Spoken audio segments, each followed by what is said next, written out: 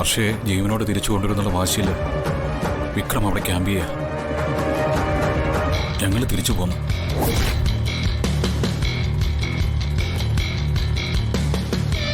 വർഷ ജീവിച്ചിരിക്കുന്നോ മരിച്ചോ എന്നുള്ള കാര്യത്തിൽ പോലീസ് അന്വേഷണം നടക്കുന്നുണ്ട്. എന്തൊക്കെയായി കേൾക്കുന്നത്? കോടീശ്വരനായ വിക്രമിന്റെ ഭാര്യയായി എല്ലാ സൗഭാഗ്യങ്ങളോടും കൂടി കഴിഞ്ഞ വർഷയ്ക്ക് എന്താ ഇപ്പൊ ഇങ്ങനൊരു ഗതികേട് വരാൻ?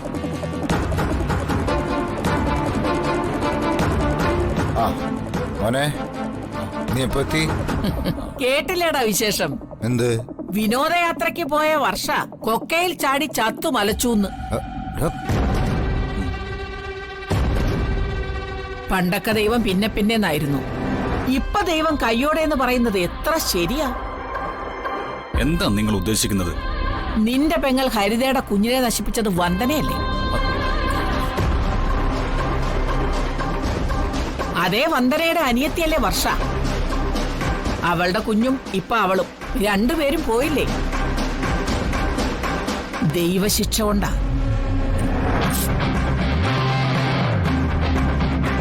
വർഷയെ സന്തോഷിപ്പിക്കാൻ വേണ്ടി എല്ലാവരും ചേർന്ന് ടൂർ കൊണ്ടുപോയതല്ലേ? അവളിപ്പോ അസ്ഥികൂട പരുവത്തിൽ നരകക്കുഴി കിടക്കുക.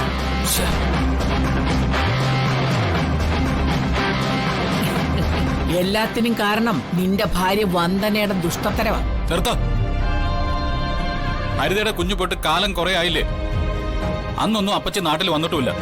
പിന്നെ എങ്ങനെയാ ഹരിതയുടെ കുഞ്ഞിനെ ഇല്ലാതാക്കിയത് വന്ദനയാണെന്ന് അപ്പച്ചി ഉറപ്പിച്ച് പറയുന്നത്? സത്യം ബോധ്യമുള്ളവര് പറഞ്ഞു കേട്ട അറിവാ. പറഞ്ഞു കേട്ട അറിവ് വെച്ച് സത്യവുമായിട്ട് പുലബന്ധം പോലും ഇല്ലാത്ത കാര്യങ്ങളല്ലേ നിങ്ങൾ വിളിച്ചു കൂവുന്നത്? തെറ്റുകൾക്കൊക്കെ ദൈവം കൈയോടെ തിരിച്ചു കൊടുക്കുന്ന കാലമാണെന്ന് അപ്പച്ചിക്ക് അറിയാലോ. ഇങ്ങനെ നുണ വിളിച്ചു പറഞ്ഞ ചിലപ്പോഴേ ആ നാവ് താണുപോകും. എന്താണ് നീ പറഞ്ഞത്? എന്റെ നാവ് താന്നു പോകുന്നു?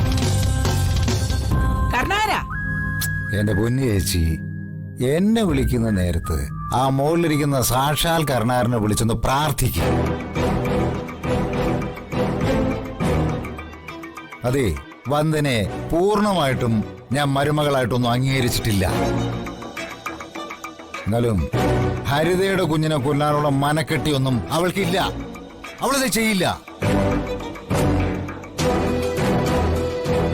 ഇതുപോലെയുള്ള തിരിച്ചറിവുകൾ തുറന്നു പറയാനുള്ള ചങ്കൂറ്റം ഉണ്ടാവണം. അത് രാജു മേനോന്റെ കാർ ആക്സിഡന്റിനെ കുറിച്ചാ. ആ ആക്സിഡന്റ് നടന്ന ദിവസം ഞാനും അച്ഛനും കൂടി പഞ്ചായത്ത് ഓഫീസിലേക്ക് കാറിൽ പോവുമായിരുന്നു. അച്ഛൻ പറഞ്ഞതനുസരിച്ച് ഓവർ സ്പീഡിലാണ് ഞാൻ വണ്ടി ഓടിച്ചിരുന്നത്. നല്ല മഴയുണ്ടായിരുന്നു. പെട്ടെന്ന് ബ്രേക്ക് ചെയ്തപ്പോൾ എന്റെ കാർ നിയന്ത്രണം തെറ്റി മറ്റൊരു കാറിലിടിച്ചു. കാറിലുണ്ടായിരുന്നവരെ നാട്ടുകാർ ആശുപത്രിയിൽ എത്തിച്ചു. ആശുപത്രിയിൽ അന്വേഷിച്ചപ്പോൾ അപകടത്തിൽപ്പെട്ടവര് പരിക്കൊന്നും കൂടാതെ രക്ഷപ്പെട്ടു എന്ന് അറിഞ്ഞത്.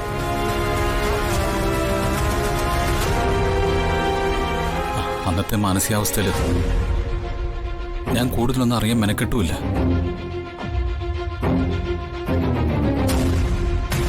പക്ഷേ സത്യം അതായിരുന്നില്ലല്ലോ അച്ഛ. കാറിലുണ്ടായിരുന്ന അച്ഛന് ആ അപകടത്തിന്റെ വിശദ വിവരങ്ങൾ നന്നായിട്ട് അറിയാം. അതാ എനിക്കിപ്പോൾ അറിയേണ്ടത്. അതൊക്കെ നടന്നിട്ട് കാലവും കുറേ ആയില്ലേ? ഇവിടെ റോഡിൽ സാധാരണ നടക്കുന്ന ഒരു ആക്സിഡന്റ് എന്താണ് പോലീസിന്റെ FIR? ആ കേസ് എന്നേ ക്ലോസ് ചെയ്ത് കഴിഞ്ഞു. അപ്പൊ വണ്ടി ഓടിക്കുമ്പോഴേ ഇത്തരം ആക്സിഡന്റ് ഒക്കെ സാധാരണയാ. ഇനിയിപ്പോൾ അതിനെക്കുറിച്ചൊക്കെ ആലോചിച്ചിട്ട് നീ ടെൻഷനായിട്ട് എന്താ കാര്യം? മാത്രമല്ല, എനിക്ക് പ്രായം കുറേ ആയില്ലേ. എനിക്കാണെങ്കിൽ ആ അപകടത്തെക്കുറിച്ച് അതിൻ്റെ ഡീറ്റെയിൽസൊക്കെ ഞാൻ മറന്നുപോയി. നീ വെറുതെ ആവശ്യമില്ലാത്ത കാര്യമൊന്നും ചെഞ്ഞെടുക്കാനൊക്കെ നീ കാര്യം നോക്ക്. പോടാ, എനിക്ക് വേറെ പണിയുണ്ട്. അച്ഛാ,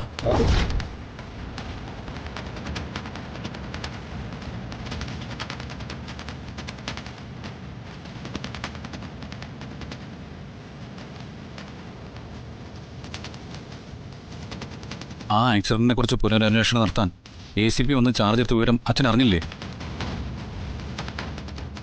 ആ സ്ഥിതിക്ക് ആ കാർ ഓടിച്ചിരുന്ന ഡ്രൈവറെ കുറിച്ച് അന്വേഷണം വന്നാൽ ഞാൻ കുടുങ്ങില്ലേ? അങ്ങനെ നീ പേടിക്കൊന്നും വേണ്ട. ഇനി ഡ്രൈവറെ കുറിച്ച് അന്വേഷണം വന്നാൽ അത് നിന്റെ നേർക്ക് തിരിയായിരിക്കാനുള്ള ഏർപ്പാടുകളെല്ലാം എല്ലാം ഞാൻ ചെയ്ത് കഴിഞ്ഞു. ശരിയായിരിക്കാം.